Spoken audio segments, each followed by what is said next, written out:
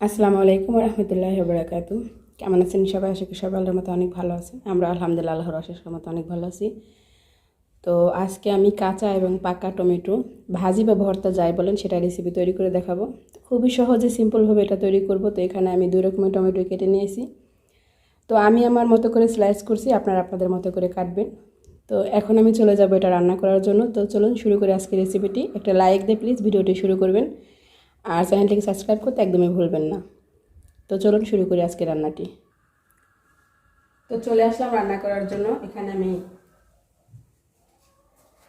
একটা প্যান বসাই দিয়েছি। এখানে আমি দিয়ে দেবো অল্প পরিমাণে তেল, যেহেতু এখন গরমকাল, খুবই অল্প তেল দিয়ে রান্না করতে হবে।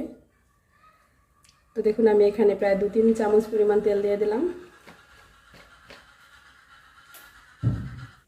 এরপর এখানে আমি সবার আগে দিয়ে দেবো একটু শুকনা মরিচ।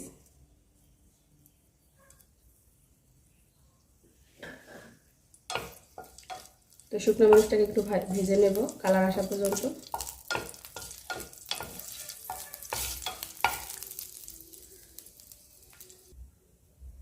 তো দেখুন কালার চলে আসছে। এখানে সবার আগে আমি একটু দিয়ে দেবো রসুন কুচি। এরপর আমি দিয়ে দেবো একটু কাঁচামরিচ। তো আপনারা আপনাদের পরিমাণ অনুযায়ী দেবেন। তো আমি এখানে কিছু দেবো একটু পেঁয়াজ কুচি।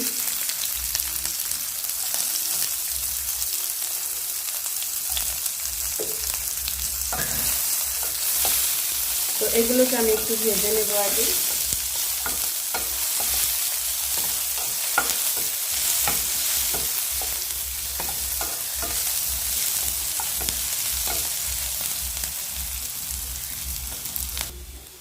তো দেখুন আমার এগুলো ভাজা হয়ে গেছে, আর ভাজবো না। এখন আমি টমেটোগুলো সবার আগে এখানে দিয়ে দেবো।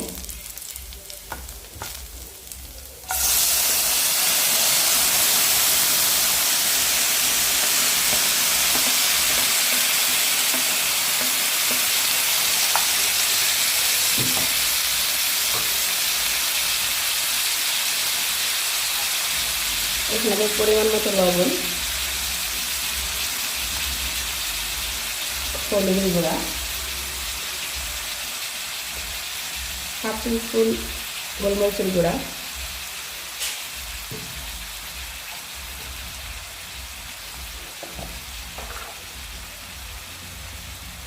সামান্য পরিমাণে একটু জিরার গুঁড়া, এটা চাইলে আপনারা স্কিপও করতে পারেন, আর সামান্য একটু ধনিয়ার গুঁড়া। ব্যাস হয়ে গেল, আর কিছু দেবো না। তো লবণটা আমি এখন কম পরিমাণ দিলাম, পরে আমি যখন আবার টেস্ট করে যদি লাগে আবার দিব একটু। তো এখন আমি একটু নেড়ে চেড়ে মিশিয়ে ঢাকনা দিয়ে রান্না করব। তো দেখুন টমেটোতে এমনিতেই অনেক পানি আসছে, এই পানিতে কিন্তু টমেটো একদম সেদ্ধ হয়ে যাবে এবং হয়েও যাবে। এক্সট্রা পানি এখানে দিতে হবে না। তো এবার ঢাকনা দিয়ে ঢেকে দেব।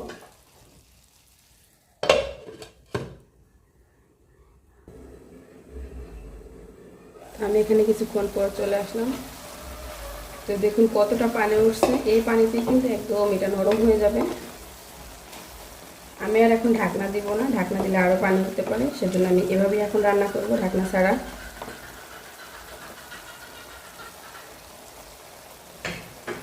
চুলার জালটা আমি মিডিয়ামে রাখছি।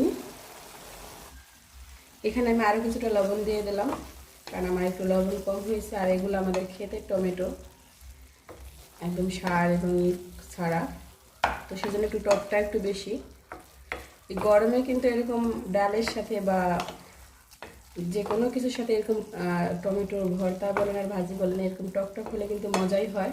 তো আপনাদের টমেটো যদি টক কম হয়ে থাকে তাহলে সেক্ষেত্রে একটু তেঁতুল দিতে পারেন, তাহলে টকটা একটু হবে। আমার টমেটোতে এমনিতেই টক টক আছে, তো সেজন্য আর এক্সট্রা কোনো তেঁতুল বা কিছু দিতে হবে না। তো ব্যাস আমি এখন খুব সুন্দর করে এটার রসটা নিয়ে ফেলবো।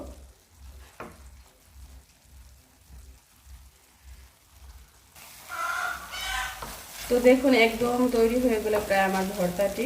তো এই পর্যায়ে যদি আপনাদের কাছে ধনিয়া পাতা থাকে তাহলে অবশ্যই কিন্তু দেবেন। আমার কাছে এখন নেই, সেজন্য আমি দিলাম না, স্কিপ করলাম। তো দেখুন এখন একটু ঠেসে ঠেসে দেবো, যেহেতু কাঁচা পাকা টমেটো যেটা পাকা সেটা একদম গলে গেছে, আর কাঁচাটা একটু হয়েছে। তো কাঁচাটাকে আমি একটু একটু ঠেসে ঠেসে দেবো যাতে একদম এটাও গলে যায়। তো ভর্তা রেসিপিটি কিন্তু আমার একদম রেডি হয়ে গেছে। তো তৈরি হয়ে গেল আমার কাঁচা পাকা টমেটোর ভর্তা রেসিপি। তো কেমন হলো অবশ্যই কিন্তু কমেন্টস করে জানাবেন, আর লাইক দিতে কিন্তু ভুলবেন না। তো আমরা গ্রামে যেভাবে খেয়ে থাকি ঠিক সেভাবে আপনাদের মাঝে তৈরি করে দেখালাম। তো এখন আমি এটাকে পরিবেশন করে নেব। এটা কিন্তু ডালের সাথে বাস একদম জমে যায়। আমাদের কিন্তু ডাল ভাতের সাথে এরকম গরমকালে কিন্তু আমরা প্রায় এটা তৈরি করে খেয়ে থাকি। তো আপনারা একবার হলো এটা ট্রাই করবেন। তো দেখুন এটাকে আমি পরিবেশন করে নিয়ে নিয়েছি। দেখুন দেখতে কতটা সুন্দর হয়েছে, এটা কিন্তু খেতে অনেক অনেক মজা হয়েছে। তো আপনারা এই গরমে কিন্তু এটা তৈরি করে খেয়ে দেখতে পারেন, ডালের সাথে কিন্তু জাস্ট জমে যাবে। তো ভিডিওটা আজকের মধ্যে এখানেই শেষ করব, কথা হবে অন্য কোনো রেসিপি বা ব্লগ ভিডিওতে। তো সবাই ভালো থাকবেন, সুস্থ থাকবেন। আজকের মধ্যে এখানেই বিদায় নিলাম। আসসালামু আলাইকুম ওয়া রাহমাতুল্লাহি ওয়া বারাকাতুহু। আল্লাহ হাফেজ বন্ধুরা।